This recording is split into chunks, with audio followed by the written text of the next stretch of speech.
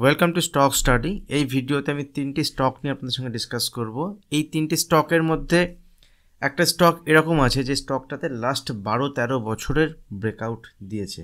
That means last 12-13 বছর ধরে market একটা রেঞ্জের মধ্যে ছিল, এবং যদি আমরা স্পেশালি দেখি 6-7 বছর ধরে মার্কেটে স্টক একটা কনসলিডেশন মোডে ছিল। কনসলিডেশন মোড থেকে স্টকের ব্রেকআউট হয়েছে, এবং আরও দুটো ইম্পর্টেন্ট স্টক নিয়ে আমি ডিসকাস করব।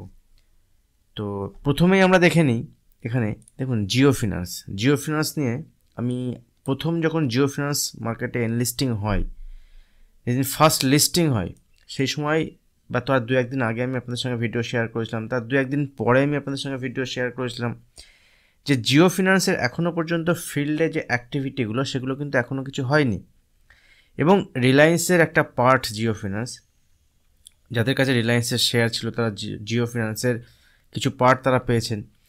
তো জিও ফিনান্সের আগামী দিনে দেখুন, প্রথম NBFC non banking finance company থেকে স্টার্ট হবে, তাদের কেমন লোন তারা দিচ্ছে, সেখান থেকে কেমন প্রফিট হচ্ছে, এগুলো অ্যাক্টিভিটিগুলো যখন আস্তে আস্তে স্টার্ট হবে, দেন এদের মেন ফোকাস থাকবে ব্যাঙ্কিং সেক্টরে যাওয়ার, কারণ রিলায়েন্সের কোনো ব্যাঙ্কিং সেক্টর সেভাবে নেই। তো যদি এরা আলটিমেট ব্যাঙ্কিং সেক্টরে যেতে হয় তাহলে মিনিমাম 4-5 বছর তো সময় লাগবে। তো যারা জিও ফিনান্সে হোল্ড করছেন বা যারা এখনও বাই করেননি, এই লেভেলে কি বাই করা যেতে পারে আমি ডিসকাস করবো আপনাদের সঙ্গে। তো তারা এখানে লং টার্মের জন্য, long term at least 3 to 5 years, তার বেশি হলেও আপনারা হোল্ড করতে পারেন, কোনো অসুবিধা নেই স্টকের যদি আমরা স্ট্রাকচার দেখি, খুব বেশি দিন স্টকের এখানে লিস্ট হয়নি। অগাস্ট মাসে এখানে 2023, যদি আমরা এখনও দেখি 6 মাসও হয়নি, ঠিক আছে। তো স্টক যেখানে ওপেন হয়েছিল, ওপেন হওয়ার পর এখান থেকে নিচে এসছে এবং 200-র কাছাকাছি স্টকের লো বানিয়েছে, 200-র কাছাকাছি লো বানিয়ে এখান থেকে দেখুন আবার একবার হাই দেখিয়েছে, হাই দেখানোর পরে আবার নিচে এসছে, যেখানে লো বানিয়েছিল সাপোর্ট নিয়েছে, দ্যাট মিনস একটা প্রাইস অ্যাকশন কিন্তু এখানে হয়েছে, এবং ফাইনালি যখনই এই লেভেলকে ব্রেক করেছে 260 থেকে 270 এই লেভেলকে যখনই ব্রেক করেছে, এখান থেকে উপরের দিকে মুভমেন্ট হয়েছে। এখন স্টক চলছে 333-34-এর কাছাকাছি, এবং লাস্ট দিন স্টকের যদি আমরা হাই দেখি তাহলে স্টকের হাই 345। আমি কি শেয়ার করেছিলাম আপনাদের সঙ্গে, দেখুন আপনাদের সঙ্গে ডিসকাস করেছিলাম যেখানে জিও ফিনান্স ওপেন হচ্ছে, ওপেন হওয়ার পরে অনেকেই এখানে জিও ফিনান্স এই লেভেলে বাই করতে চাইছেন, কিন্তু নিচে এলে বাইং অপরচুনিটি হবে। নিচে এসছে 220 লেভেলে বেস্ট বাইং অপরচুনিটি আমি শেয়ার করেছিলাম এই লেভেলেই, এখান থেকে কিন্তু উপরে গেছে, নিচে এসছে।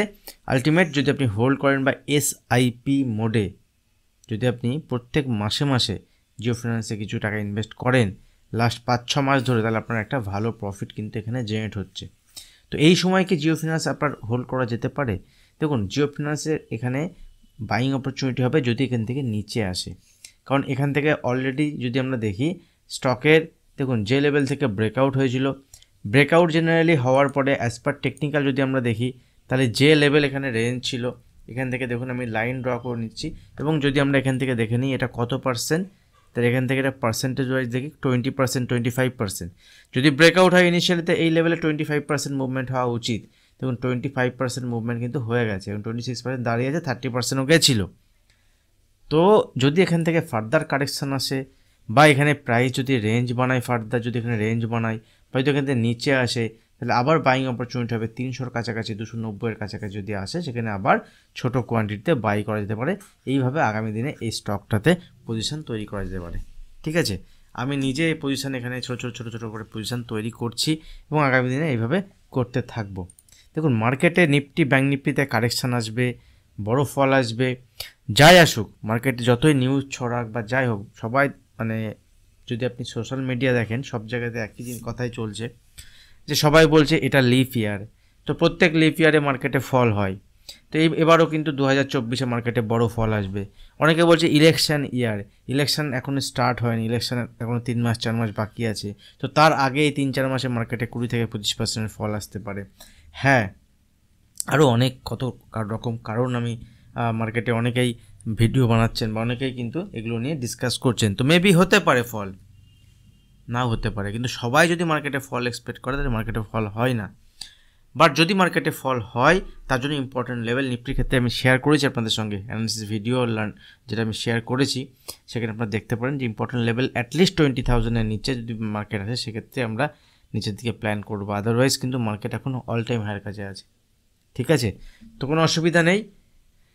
স্টক যে স্টকের ব্রেকআউট হচ্ছে বা যে স্টকে যেমন স্মল ক্যাপ বা মিড ক্যাপ ইন্ডেক্সে যেসব স্টক আছে, স্টকে যদি আপনার প্রফিট হয় সেখানে ছোটো ছোটো প্রফিট আপনি বুক করতে পারেন। বড় প্রফিট থেকে কিছু পার্ট আপনার বুক করাটাও হক, কারণ এটা আপনাকে করতে হবে। বাট অযথা মার্কেট বিভিন্ন কারণবশত ফল হবে, এটা হতে পারে, হলে তখন দেখা যাবে ইম্পর্টেন্ট লেভেল ব্রেক করলে। আদারওয়াইজ এই মুহূর্তে কিছু নয়, আমি এরকম কিছু দেখছি না। আমি ডেইলি অ্যানালিসিস ভিডিও বানাই আপনাদের সঙ্গে শেয়ার করি, সেখানে শেয়ার করতে থাকবো। আর এখনও যারা চ্যানেল সাবস্ক্রাইব করেনি, চ্যানেল সাবস্ক্রাইব করে বেল আইকনকে প্রেস করে দিন। যদি ভিডিও ভালো লাগে অবশ্যই ভিডিওতে লাইক করুন। দেখুন আরেকটা স্টক হচ্ছে অ্যাস্ট্রাল। অ্যাস্ট্রালের এটা উইকলি চার্ট। তো অ্যাস্ট্রালের যদি আমরা ডেইলি চার্ট দেখি, আমি এই স্টকটাতে আমাদের অপশানের পজিশান নিয়েছিলাম আমি, ঠিক আছে, এবং সেখান থেকে একটা ভালো মুভমেন্ট আমাদের দেখিয়েছিল। লোয়ার লেভেল থেকে আমাদের পজিশান ছিল এখান থেকে অ্যাস্ট্রালে, এবার এই লেভেল থেকে একটা ভালো মুভমেন্ট অ্যাস্ট্রাল দেখিয়েছে। লাস্ট দিনে আমরা দেখেছি এখানে একটা ব্রেকআউটও হয়েছে। পজিশান আমাদের লোয়ার লেভেল থেকে ছিল, কিন্তু এখান থেকে পজিশান নেওয়ার পরেও এখানে ব্রেকআউট হয়েছে। ব্রেকআউট হওয়ার পরে কী করা যেতে পারে, বড় প্রশ্ন। দেখুন এখানেও যদি আমরা দেখি অ্যাস্ট্রালে, তাহলে 1 উইকের চার্ট যদি আমি ওপেন করি, এগুলো আমি সুইং বা পজিশনাল পারপাস বা লং টার্ম পারপাস আপনাদের সঙ্গে ডিসকাস করছি, স্টকগুলো ইন্টারডে বেসিসে নয়। তো দেখুন এখান থেকে যদি আমরা দেখি, জুন থেকে আজকে ফেব্রুয়ারি, প্রায় 7-8 মাসের বেশি, July, August, September, October, November, December, January, February, প্রায় 8 মাস মার্কেট একটা রেঞ্জে ছিল, এবং এই রেঞ্জ থেকে মার্কেট দেখুন উপরের দিকে গেছে, নিচে এসছে, উপরে গেছে, নিচে এসছে, উপরে গেছে। এবার কিন্তু এই উপরের লেভেলের যেটা হায়েস্ট পয়েন্ট ছিল, এই পয়েন্টটা ব্রেক করেছে। এখন দেখতে হবে এর উপরে বাজার সাস্টেন করে কিনা। দ্যাট মিনস এখানে 2075 এর যে ক্লোজিং, এর উপরে যদি বাজার সাস্টেন করে, তাহলে এখান থেকে একটা পজিটিভ সাইডে মুভমেন্ট দেখাতে পারে। সেক্ষেত্রে অ্যাস্ট্রালে কতটা মুভমেন্ট হতে পারে, দেখুন অ্যাস্ট্রালে যদি এখান থেকে মুভমেন্ট হয়, তাহলে উপরের দিকে 10% থেকে 15%-এর মুভমেন্ট দেখাতে পারে। কিন্তু যদি ছোটো টাইম ফ্রেম দেখি, 1 ডে চার্টে দেখুন, 1 ডে চার্টে দেখুন এখানে ব্রেকআউট হয়েছে। এবার এই ব্রেকআউট সাস্টেন করবে কিনা এটাও একটা বড় প্রশ্ন, কারণ আমরা দেখেছি ম্যাক্সিমাম টাইম ব্রেকআউট সাস্টেন করে না। তো ব্রেকআউট হওয়ার পর এখানে রিটেস্ট হতে পারে।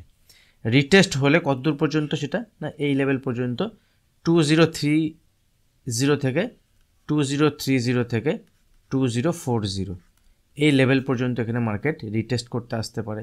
যদি এই লেভেলে আসে সেটা বেস্ট বাইং অপরচুনিটি হবে, কারণ এখানে স্টপ লস খুব ছোট থাকবে। এখানে 2000 স্টপ লস ইউজ করা যেতে পারে। 30 পয়েন্টের স্টপ লস মানে 1%, 1.5% স্টপ লস ম্যাক্সিমাম এখানে ইউজ করা যেতে পারে। সেখানে একটা বড় মুভমেন্টের জন্য প্লে করা যেতে পারে। ইনিশিয়ালি 5 to 7%, 10%, 15% পর্যন্ত টার্গেট এখানে দেখাতে পারে। আগামী টাইম লাগবে, 1 মাস 2 মাস সময় লাগতে পারে, কিন্তু এখানে একটা পজিশন বেসিসে মুভমেন্ট স্টক দেখাতে পারে। সেক্ষেত্রে নিচের দিকে আমার স্টপ লস করা থাকবে, ছোট স্টপ লস থাকবে। কত পার্সেন্ট যদি নিচে আসে, সেক্ষেত্রে 1 থেকে 1.5% স্টপ লস ইউজ করা যেতে পারে। আপনার অ্যানালিসিস করার পরে এখানে ট্রেড সেট আপ দেখে এখানে পজিশন নিতে পারেন। আর নেক্সট যে স্টক যেটা আমি এখানে আপনাদের সঙ্গে শেয়ার করবো, সেটা হচ্ছে বিএফ ইউটিলিটিস।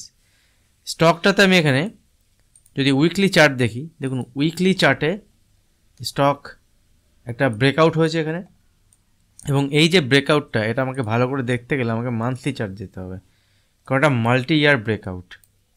মাল্টি ইয়ার ব্রেকআউট মানে যদি আমরা দেখি 2000, দেখুন 2010, 2011, আমি আবার আপনাদের সঙ্গে উইকলি চার্ট শেয়ার করছি। দেখুন উইকলি চার্টে যদি আমরা দেখি,